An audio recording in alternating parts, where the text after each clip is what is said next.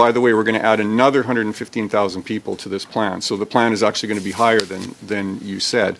Time initiative over the next 2 years. So when you said the levels were going to be 380,000 or whatever, they're actually going to be higher than that, is what you're saying.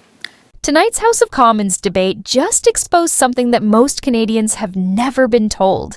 One simple question about immigration numbers led to confusion, hesitation, and a scramble to explain why 115,000 extra people are being added on top of Canada's immigration targets quietly. Why is one MP asking where these people will show up in the official plan? And why does the minister struggle to answer the most basic question? Are these numbers already in the plan or secretly added on top? And most importantly, how will this affect Canadians, housing, temporary workers, and the future of our immigration system? You're about to see the real footage, and right after that, I'll break down exactly what these numbers mean for Canada, and why this debate matters more than ever. Okay, let's move to the, you mentioned in your opening statement about the one-time initiatives to recalibrate our immigration system. So there's 115,000 protected persons and 33,000 temporary workers. So I'm a little confused. What category are they going to show up on the levels plan when they're being reported? Are those humanitarian compassionate people? Okay, yeah, so let me start with, if you'll allow me, if not someone else will, but the protected person in Canada category, if I can explain to you the definition of that. Well, I don't need that. Okay, so your question, no, did not so I'm give wondering me about the idea that okay. Maybe perhaps you go ahead and ask that again. Okay, so you put in the plan, well, you didn't put in the plan, you put in a little asterisk at the bottom of the plan, where, by the way, we're going to add another 115,000 people to this plan. So the plan is actually going to be higher than you said. I'm just curious where those people are going to show up in the plan once they actually are granted PR. So the addition of that number is in addition to the plan. That is correct. Why this exchange created confusion about Canada's immigration numbers.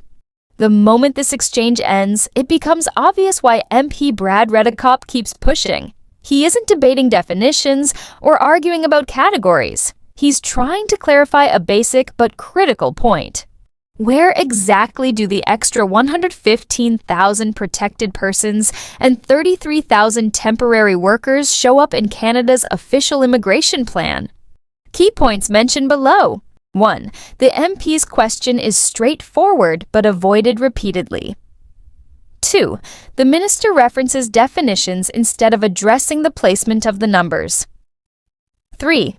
These additions appear as an asterisk, not in the main chart. 4. Canadians see a target of 380,000, but the real total becomes much higher. What the minister was trying to explain, and why it still felt unclear. The minister's main argument is that these 115,000 individuals are already living in Canada. They work, pay taxes, and contribute to society. So, in her view, giving them permanent residency faster doesn't raise immigration. It simply updates their status. But this explanation doesn't land clearly because the official target and the added numbers are being communicated separately instead of transparently merged. Key points mentioned below. 1. Individuals are already in Canada and contributing. 2. The government sees this as regularizing, not adding new arrivals. 3.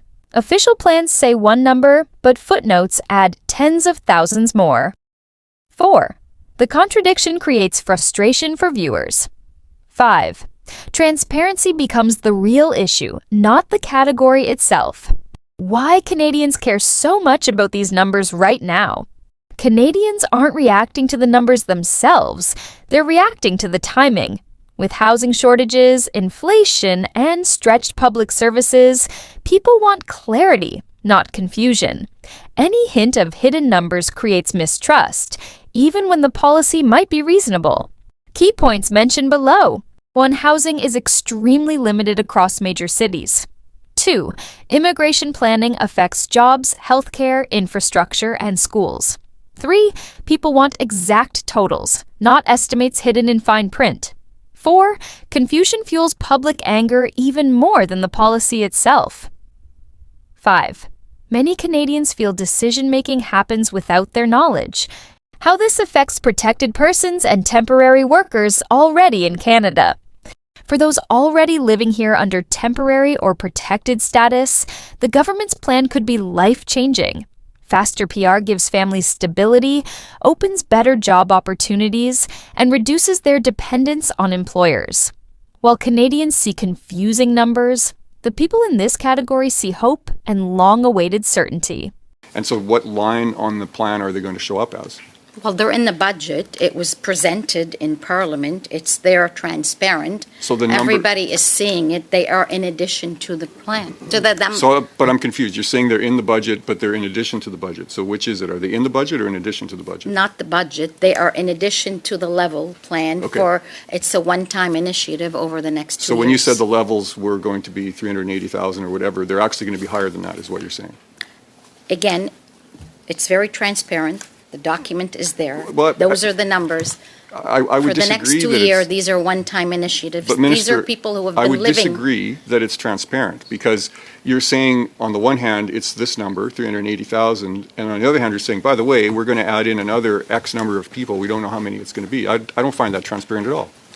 So again, these protected persons in Canada have been living here for years. They are working, they're paying taxes. I understand. There's They 3 have million people housing, like that. and this is the plan to bring them faster into permanent residency in a 2-year time So span. is that why you put the unprecedented powers in C-12 to mass approve documents, is for this category of people? Those would have absolutely nothing to do with these people. These people already have the right to stay in Canada. Why the debate becomes even more confusing as numbers and definitions keep shifting. As this part of the footage begins, the confusion only deepens. The Brad Redicop asks a direct question again: where will these extra people appear in the immigration levels plan? But the minister's answer keeps switching between they're in the budget, they're in addition to the plan, and it's transparent because the documents exist. Instead of clarity, viewers get conflicting explanations. And this is exactly why Canadians are noticing inconsistencies in how immigration numbers are communicated. Key points mentioned below. 1. The MP's question is simple. Which line in the plan includes these extra people? 2. The minister first says they're in the budget, then says they're in addition to the plan. 3. This creates a contradiction. Either they're included or they're separate. 4. The public sees official targets, but then hears about more people being added. 5.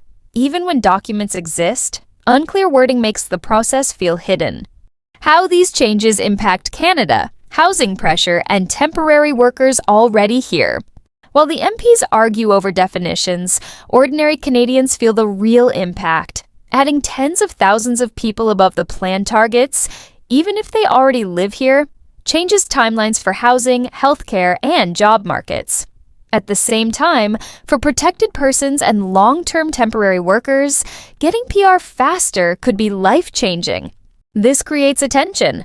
What benefits one group may create pressure on another, which is why this debate matters far beyond Parliament. Key points mentioned below. 1. Adding 115,000 plus people affects population growth projections. 2. Even if they already live in Canada, transitioning them to PAR affects housing demand. 3. Provinces need accurate numbers to plan classrooms, healthcare, and services. 4. Canadians feel that uncertainty makes planning impossible. 5. Temporary workers and protected persons benefit from faster PR decisions. 6. Faster PAR reduces workplace exploitation and increases labor mobility.